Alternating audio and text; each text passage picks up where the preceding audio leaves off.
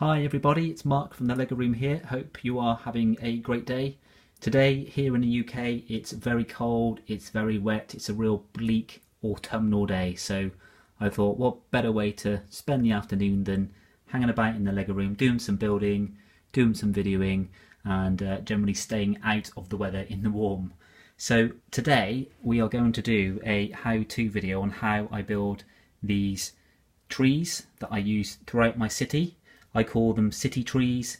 Some people call them flower trees, which I think is a great name for them. And I use them throughout my city in order to have some nice manicured trees that I think you would probably find in most of the real cities around the world. I think they look really nice, really neat. And as you can see, I've used tiling to go around them to help style my city. The idea for the trees actually came from the Lego Ferris wheel set. So when I built that and noticed these trees, thought they were excellent. So I adapted them slightly and made them suitable for my city. Often when I'm showing people my city, rather than noticing all of the huge mocks and all the big sets that take so many weeks and days to build, they will say, oh, look at those great trees. Aren't they beautiful? How do you build those? So now I'm going to show you guys how I build them. And the really good news is they don't take many pieces, and most of those pieces are very common, and they don't take very long to build. So it's probably a 4 or 5 minute build, and you've got a bunch of lovely trees like this to use in your city. So let's, without further ado, let's go and build some. Okay, so here we are with all of the pieces that we need to build one of the city trees or flower trees. So as I mentioned earlier, in the main these are really common pieces. So we've got 6 tiles. I use tan, but any colour, and throughout this, any colour that you want to use is going to work and going to look good. I've got 6 of the brickwork bricks, that's what I call them. I don't know if they're officially called brickwork bricks. Light greys, but I've also built some in the past with gold, and gold looks really good.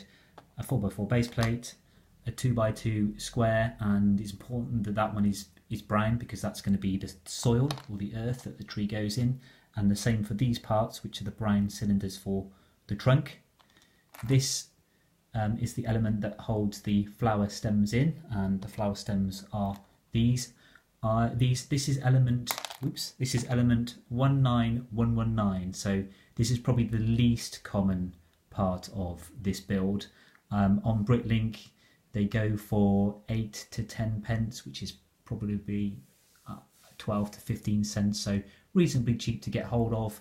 I bought a bunch in from Bricklink a few months ago, so that you can get them in green and brown. Brown would probably look even better than the greens I use because that would be the brown branches holding the leaves in.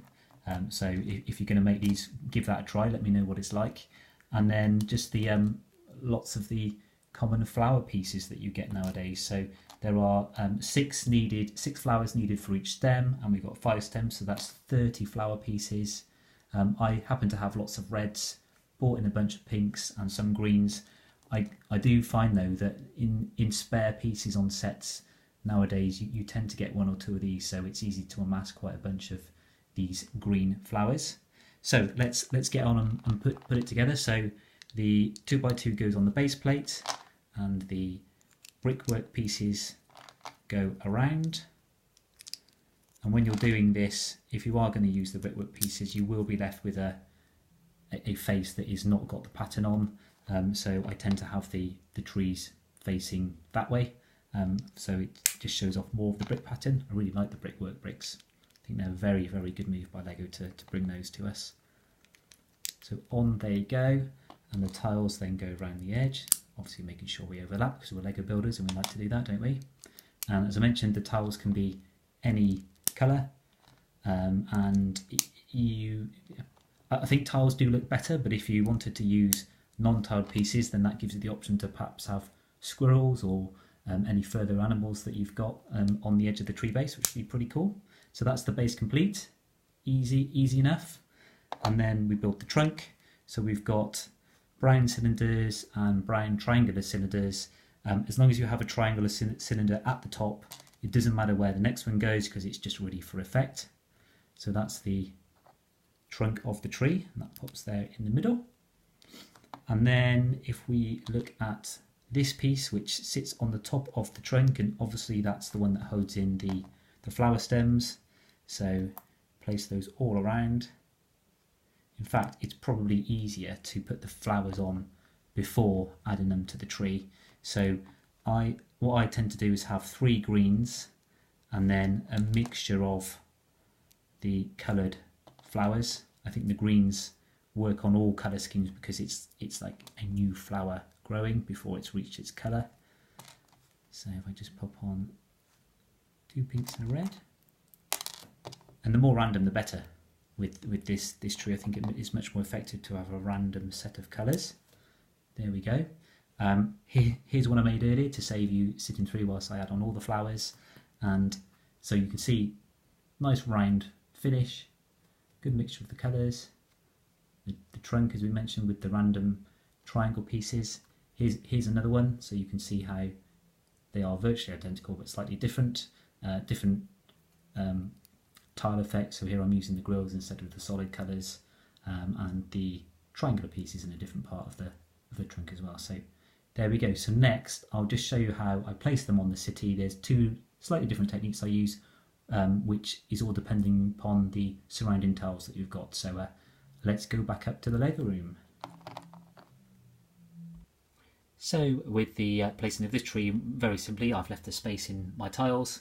So the 2x4, the 4x4 plate that we used to base the tree on could actually be any colour because it's going to be hidden. So in it goes.